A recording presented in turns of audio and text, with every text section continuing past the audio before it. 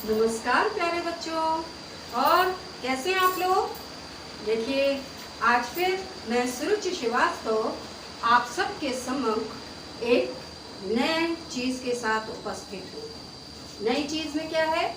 आज हमारा क्लास क्या है? कक्षा 3 का संख्याओं का मिलन। मतलब हमारे पास सारी संख्याएं हों, उनको मिलाकर बताना कि कुल कितनी है। कुल मतलब जोड़, कितना हुआ। सारी संख्याओं को मिलाकर हमें बताना है कि कितना हुआ। तो उसको हम क्या कहते हैं? जोड़, जोड़ना। अब देखिए, जैसे सबसे पहले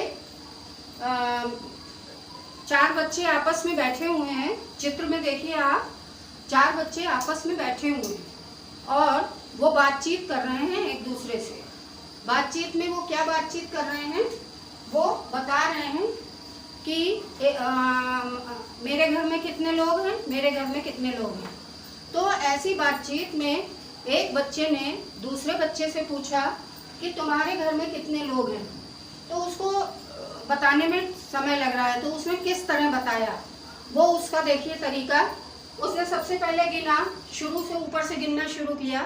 तो उसने सबसे पहले क्या किया कि मेरे पापा चाचा 2 पुरुष हैं।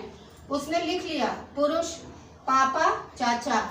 फिर उसने लिखा 3 बड़ी औरतें हैं, दादी, मम्मी, चाची। और फिर उसने बताया कि मेरे यहाँ हम सब बच्चे, छोटे बच्चे जो हैं, उसमें भाई बहन है, बड़ी बहन, छोटी बहन, मैं स्वयं। इस तरह से उसने बताया। कुल मिला के उसने ये बताया कि उसके घर में पुरुष 2 हैं, महिलाएं 3 हैं, बच्चे 5 हैं। तो उससे कहा कि कुल कितने बच्चे हैं, कुल कितने सदस्य हैं घर पर। तो उसने ये मिला करके बताया, जोड़कर, कि 2 पुरुष, 3 महिलाएं, 5 बच्चे। इस तरह से 10 लोग उसके घर में हैं। इसी तरह से आप देखिए कि जैसे ये बैलून बने हैं, गुब्बारे। तो जोड़ का जो निशान होता है, मिलन का जो निशान होता है, इसको कहते हैं जोड़ भी कहते हैं, और इसको कहते हैं योग। योग मतलब भी होता है क्या? मिलन। तो योग होना मतलब ये देखिए कितने गुब्बारे हैं, 1 2 3 4 5 6। और फिर लगा है कि 6 में 3 गुब्बारे और मिला लिए, 1 2 3। तो ये 6 हैं और ये 3 हैं। तो अब हम गिनेंगे तो 6 7 8 9। यहाँ कितने गुब्बारे आए? 9 गुब्बारे। 6 और 3 गुब्बारे मिला लिए तो 9 गुब्बारे।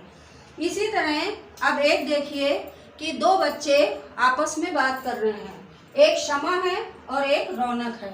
शमा अपने घर से, शमा के पापा ने उसको 14 टॉफी दी और रौनक के पापा ने उसको 21 टॉफी दी। अब वो दोनों अपनी टॉफी मिला करके गिन रहे हैं कि दोनों की मिलाकर कितनी टॉफी है। तो इसको देखिए कैसे हमें जोड़ना है। शमा की 14, रौनक की 21 टॉफी। अगर मिला दें, मिलाने का मतलब कुल टॉफी, कुल का मतलब शमा प्लस रौनक, मतलब शमा और रौनक की टॉफी। तो ये हम कैसे जोड़ेंगे? देखिए, हमने ऊपर लिखा 14। 14 में 4 इकाई 1 दहाई। तो इकाई दहाई के हिसाब से ही संख्याएं लिखते हैं। फिर ये है 21 टॉफी, 21 हमने यहाँ लिखा, इकाई 1 दहाई 2। अब हमको जो है जोड़ना है। तो इसका पहला स्टेप क्या होगा कि हम इकाई में ही इकाई जोड़ते हैं। पहली संख्या की इकाई को दूसरी संख्या की इकाई में जोड़ देते हैं। जैसे यहाँ पे 4 है, 1 है, तो 1 धन 4 बराबर 4 और 1 कितना आया? अगर आप उंगली में जोड़ लेते हैं तो 4 और 1 मतलब 1 2 3 4 5। और उंगली में नहीं जोड़ पाते हैं तो आप लाइन खींच के जोड़ते ही होंगे। तो आप इस तरह कर सकते हैं। एक लाइन खींची, फिर 1 2 3 4 खींच ली, तो ये कितनी हो गई? 5। 1 2 3 4 5। ये देखिए एक ज़्यादा खींची हुई है, 1 2 3 4 5। ये 4 से एक ज़्यादा खींची हुई है, ये हटा दी। ठीक है। इसी तरह से दूसरा, दहाई में दहाई जोड़ेंगे। तो यहाँ 1 दहाई 14 की है और 21 की 2 दहाई, 1 2 बराबर 3। अब देखिए, अगर एक एग्जाम हुआ जिसमें कि एक बच्चे को अंक मिले 478 और दूसरे को मिले 359, तो इकाई दहाई सैकड़ा के हिसाब से लिख लेंगे। और देखिए, जब इसे जोड़ेंगे, इकाई को हमने जोड़ा 8 धन 9, 8 लाइन खींचेंगे, फिर 9 लाइन खींचेंगे, जब उनको गिनेंगे तो वो लाइन आएंगी 17। 17 में 1 दहाई 7 इकाई, तो इकाई वाली जगह पर इकाई का अंक लिख देंगे 7, और ये जो 1 आएगा 17 का, ये दहाई के ऊपर चला जाएगा, जिसको बोलते हैं हासिल। क्या बोलते हैं? हासिल। ठीक है। अब उसके बाद जो है, यहाँ दहाई में 1 हो गया, 7 हो गया, 5 हो गया, तो दूसरा स्टेप इसका है 1 7 5 जोड़ेंगे। जब हम लाइन खींचेंगे, 1 खींचेंगे, 7 फिर 5, सब गिनेंगे तो 13। 13 में चूंकि ये दहाई के स्थान पर है, इसलिए 1 सैकड़ा 3 दहाई, दहाई को दहाई के स्थान पे 3 लिखेंगे, और 13 का जो 1 सैकड़ा होगा वो सैकड़ा के ऊपर चला जाएगा। ठीक है, वो भी हासिल बन जाएगा जाके। अब इसके बाद सैकड़ा में लिखा है 4 और 3, एक और है जो हासिल है, तो 1 4 3, इसको हम जोड़ेंगे तो आएगा 8 सैकड़ा, जिसको कि हम यहाँ लिख देंगे। अब देखिए, यहाँ हमने क्रॉस लगा दिया है, ये 1 1 ये ऊपर पहुंच गए, इसलिए यहाँ नहीं लिखे जाएंगे। तो ये करने के बाद आप पूरा कुल सवाल आप ऐसे करेंगे। ठीक है, देखिए बीच में कहीं एक नहीं लिखा है। अब क्या है, एक खेल होता है बच्चों, जो हम सब लोग खेलते हैं। 4 पर्ची बनती हैं, बादशाह, वजीर, सिपाही, चोर, और उसको हम लोग डालते हैं, एक एक पर्ची सब लोग उठाते हैं। तो उसी तरह से 4 बच्चे हैं, रोली, शानू, रीना, माया, जो कि खेल खेल रहे हैं। जब उन्होंने पहली बार पर्ची उछाली, तो देखिए, पहली बार पर्ची उछालने पर रोली को कितने अंक मिले? 1500। शानू को कितने अंक मिले? 2000। रीना को मिले 1000 और माया को मिले 500। दूसरी बार फिर पर्ची उछाली गई। ये वजीर वजीर वाला खेल है और सभी बच्चे जानते हैं, चोर ढूंढना होता है। दूसरी बार उछालने पर रोली को मिले 500, शानू को मिले 1000, रीना को मिले 1500, माया को मिले 2000। अब हमें बताना है कि कौन जीता, इन चारों में कौन जीता।